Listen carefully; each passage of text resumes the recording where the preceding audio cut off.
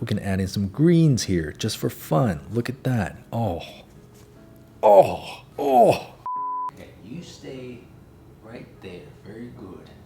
Perfect. Whoa. You gotta stop sneaking up on me like that.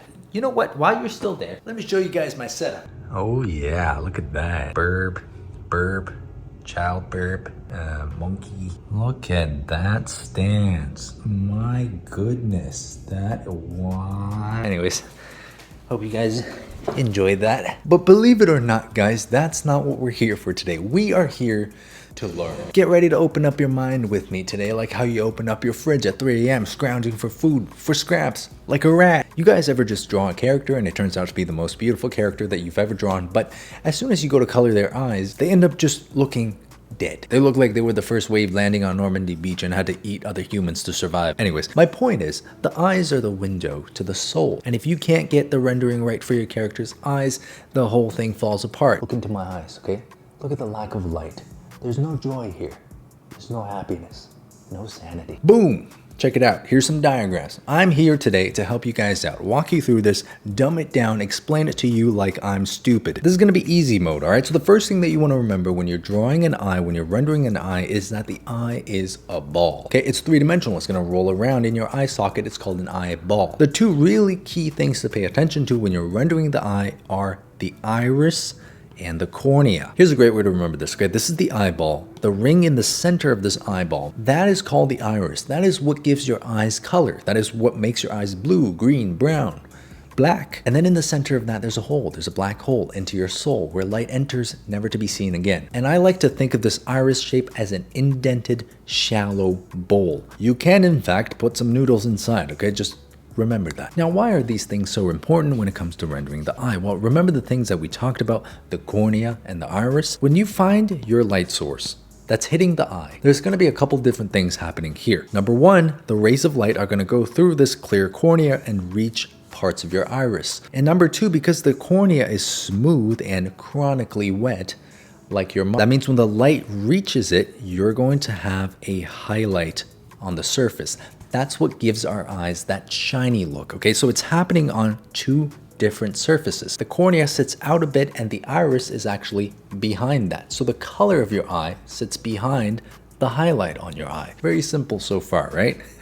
If you think of the iris now as a slightly shallow bowl shape, that means if the light is coming from here, let's say up top, the bottom side of this iris is going to be more lit than the top side. And it also means if the light is coming from this direction, that the highlight will be on the top side of the cornea. So what this is going to look like in front is that the iris is going to be here. It's going to be round. You're going to find the highlight on the top side, and you're going to find that the top side of this iris is also going to be the darker side. Now let me just show you guys this lighting in action. Okay, let's say we're drawing a brown eye, and let's say the lighting's coming from up top. So remembering the bowl method, we're going to take this brown color, we're going to select a slightly brighter color, and we're just going to apply it to the bottom half of this iris. Make it lighter as you get to the very bottom and let it fade out to the top.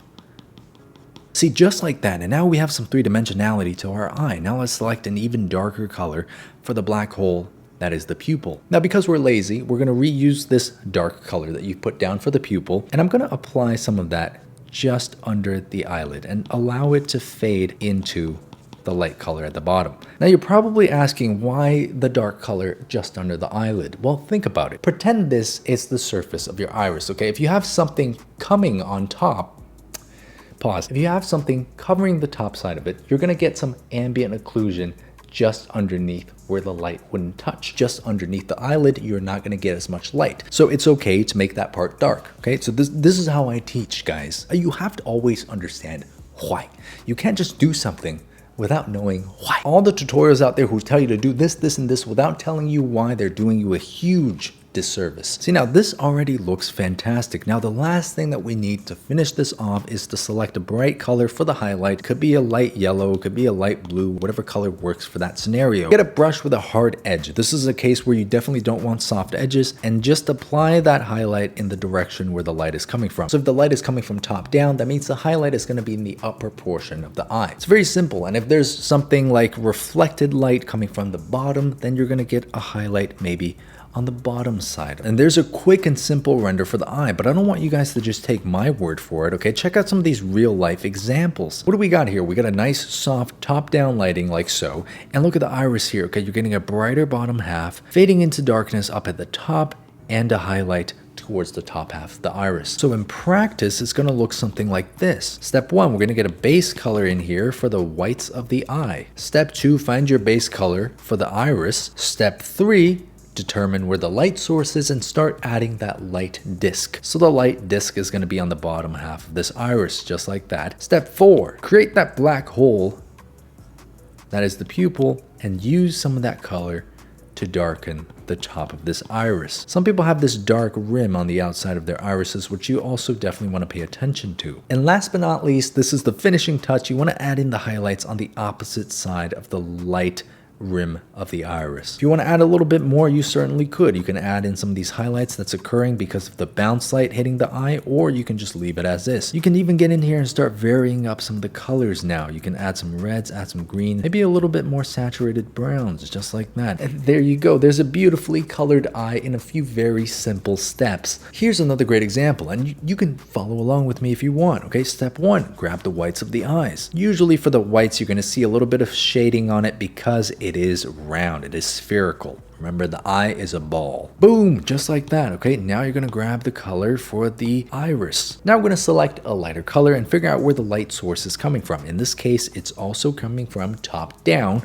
So that means we are gonna put this light color towards the bottom side of this iris, just like so, okay? And the intensity of the color of the iris is gonna change depending on the color of the person's eye. Now we're gonna select a dark color and apply that to the dark pupil. Using that same color, we're going to apply some of this dark shading towards the top of the eye. So a little bit here just under the eyelid and let it fade out into the light. Okay, let it fade softly. But now you guys see there's some good lighting on this iris. Now we're going to add in this dark rim. Some people have it, some people don't. If you don't have it, it's okay. It's not the end of the world, but it does look nice. Now, last but not least, let's get some highlights on here. All right, just following what you see in the reference. Just like so, boom. And there's a little hint of blue in this highlight. Okay, so I'm gonna add that in there. What a beautiful eye in such simple steps, right? And once you figure this out, you can really start adding some more details. If you really want to add in the texture of the iris, you could, and you can really start kind of stylizing it if you want. You can make parts of it even lighter, parts of it even darker. We can add in some greens here just for fun. Look at that. Oh.